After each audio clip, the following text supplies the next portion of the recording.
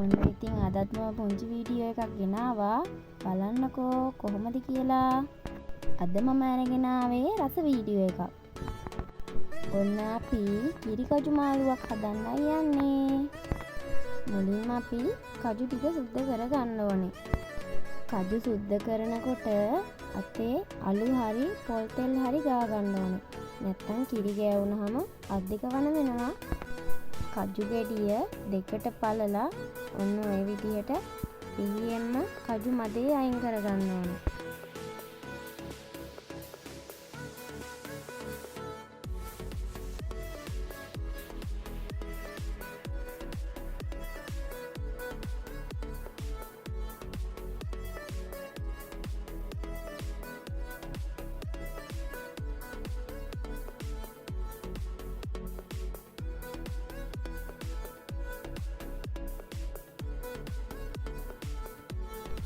ඉතින් ඔන්න මේ තියෙන්නේ අපි සුද්ධ කරගත්තු කජු මද ටික.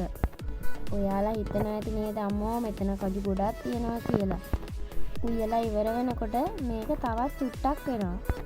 ඔන්න දැන් මේ කජු මද ටිකට නටන උණු වතුර දාගන්න ඕනේ. උණු වතුර දාලා විනාඩි 20ක් විතර වහලා තියන්නත් ඕනේ. ඔයාලා දන්නවද මේකට උණු වතුර දාන්නේ කියලා? අපි මේකට උණු වතුර දාන්නේ මේකේ තියෙන කිරි ගතිය අයින් වෙන්න ඕන හින්දා.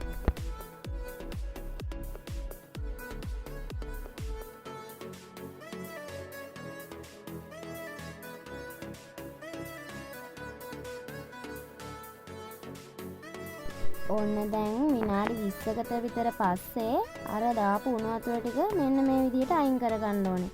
පේනව නේද ඔයාලට දුඹුරු පාටට යන වතුර? ඒ වතුර එක අයින් කරගත්තට පස්සේ ඔන්න ආපහු පාරක් අපි උණු වතුර දාලා ඒත් විනාඩි 20ක් විතර ආපහු වහලා තියන්න ඕනේ. මොකද මේකේ කිරි ගතිය තාම අයින් වෙලා නැහනේ.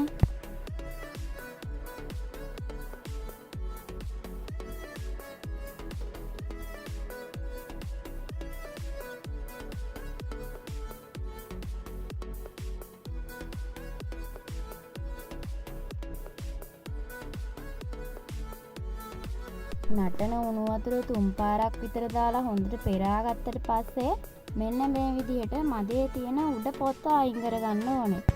මේකට නම් ඉතින් සෑහෙන වෙලාවක් යනවා. ගෙදර හැමෝම කට්ටිය එකතු වෙලා තමයි මේ වැඩේ කරන්න වෙන්නේ.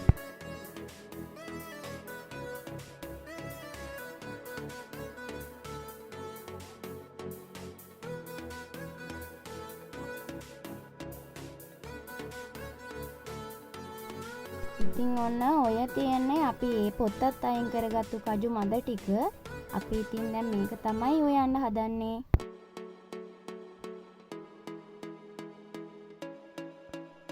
ඔන්න දැන් අපේ කජු ටිකට 3-5 මිරිස් කුඩු, රම්පේ කරපිංචා, ලූණු ඒවා දාලා චුට්ටක් වෙන අනලා තියන්න ඕන.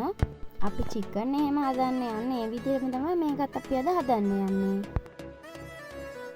ඊට පස්සේ ඔන්න මැටි භාජනයක් ලිපේ තියලා ඒකට තෙල් චුට්ටක් දාගත්තා.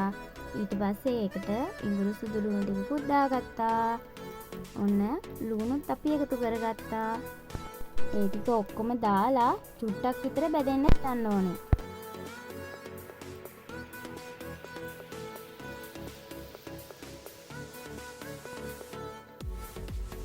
ඒක බැදීගෙන යනකොට ඔන්න අපි රම්පේ කරපිංචා ටිකකුත් එකතු කරගත්තා.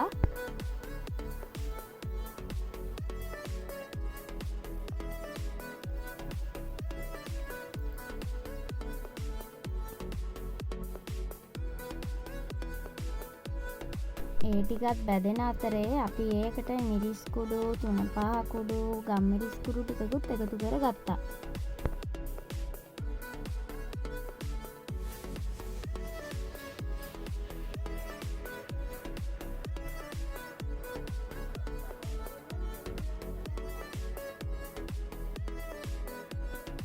ඔන්න ඉතින් මේ ටිකත් චුට්ටක් බැදුනට පස්සේ අපි කජු මද ටික මේකට එකතු කරගත්තා. සමහර අය හදනවා මේකට හාල් මැස්ස දාලා, එතකොට තිබ්බටු දාලා එහෙමත් හදනවා. ඒ විදියට හදපුවාමත් ගොඩාක් රසයි. ඒ වුණාට අපේ ගෙදර ඒවා තිබ්බේ නැති හින්දා අපි නිකම්ම තමයි මේක මේ විදිහට හදන්නේ.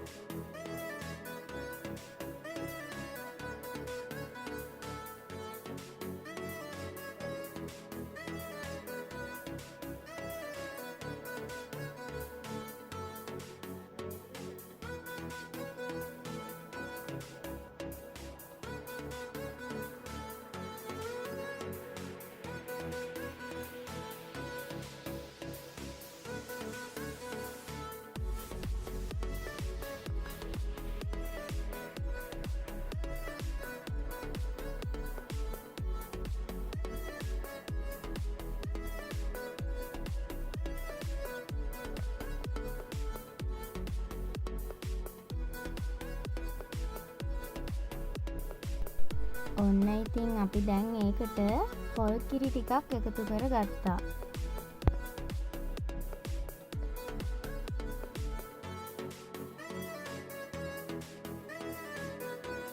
කතාවට නම් කියනවා ඉතින් කජු කනවා වගේ ලේසි වැඩක් කියලා. ඒ වුණාට කජු මාළු හදන එක බලන්නකො කොච්චර අමාරු වැඩක්ද කියලා.